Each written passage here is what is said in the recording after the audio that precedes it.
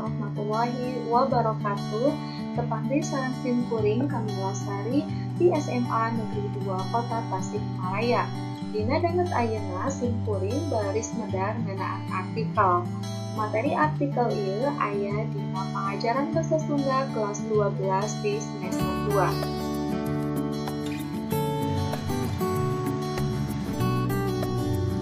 Tujuan pembelajaran pertama dapat menganalisis isi, struktur, dan unsur kebahasaan teks artikel berbahasa Sunda.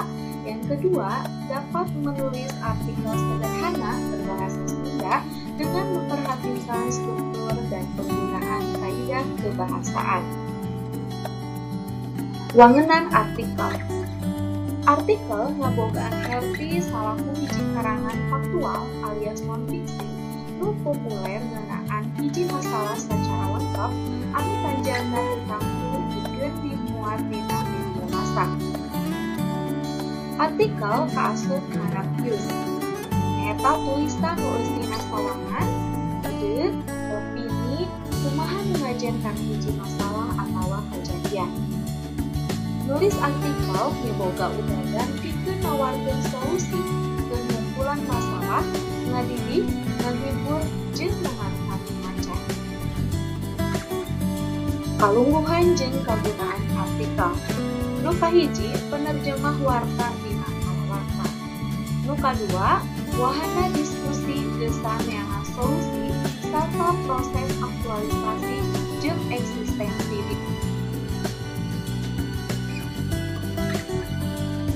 Ciri artikel.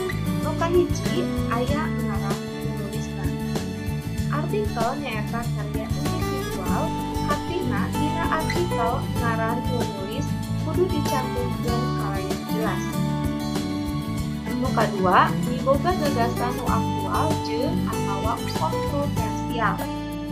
Artikel kudu miboga gagasan nu aktual, kontroversial atawa duanana. Gagasan nu aktual hartina sifatna anyar, can loba ditulis jeung diobrolkeun. Hiji hal nu aya di luar batas atawa nu ilahan. Nu katilu, gagasan nu diangkat dina tulisan kudu patali jeung kapentingan jamarea.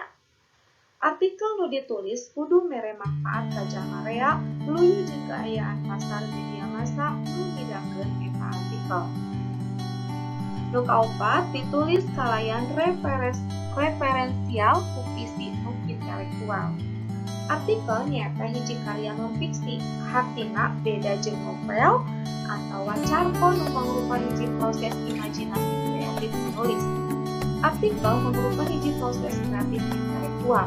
Minangka karya intelektual, artikel kudu dirojong ku bacaan, pangaweruh, jeung teori nu relevan nu biasana aya dina kalawarta, majalah, jurnal, hasil-hasil panalungtikan, skripsi, buku, atawa internet. Nu kalima, ditidangkeun dina basa nu hirup, populer, jeung komunikatif. Artikel kudu make basa jurnalistik. Basa jurnalistik artina basa nu ilahar dipake di pers, kalawarta, majalah, buletin, jeung tabloid.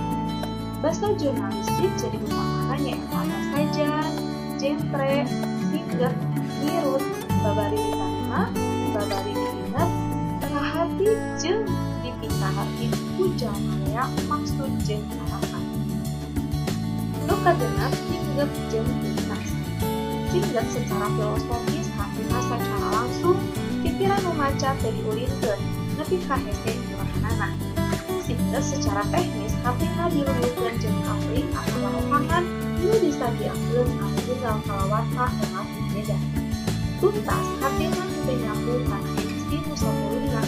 Artikel nu ditidangkeun dina kalawarta edisi ayeuna kudu beres dina sahadi taun. Nu katujuh, solusinan. Artikel anu ditulis asli mangrupa karya sorangan, lain hasil plagiat atawa minangkeun tulisan tandur diampu ku sorangan. Nu salajengna aya struktur karangan populer.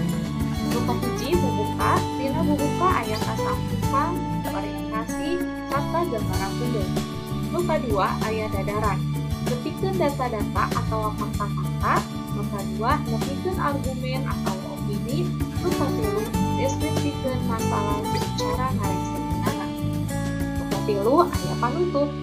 Dina ieu panutup mangrupa saran, kacilekan, sarta harapan. Sawatara tips sangkan urang bisa nulis yang HD di antarana hiji, pilih tema tulisan nu pangdeukeutna jeung kahirupan urang, sangkan dina waktu nulis urang teu beakeun bahan tulisan.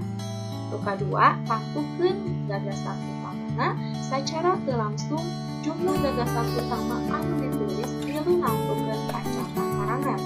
Upamana bae gagasan utama anu ditulis teh aya 4, bisa dihartikeun panjang karangan teh bakal jadi 4 paragraf. Tapi teu salilana saperti kitu.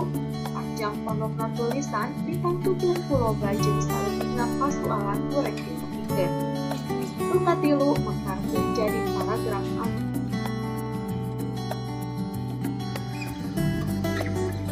Sumber rujukan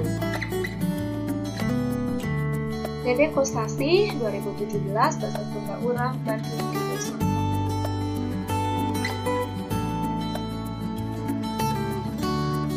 Hatur nuhun kana perhatosanana saking biasa kadugikeun.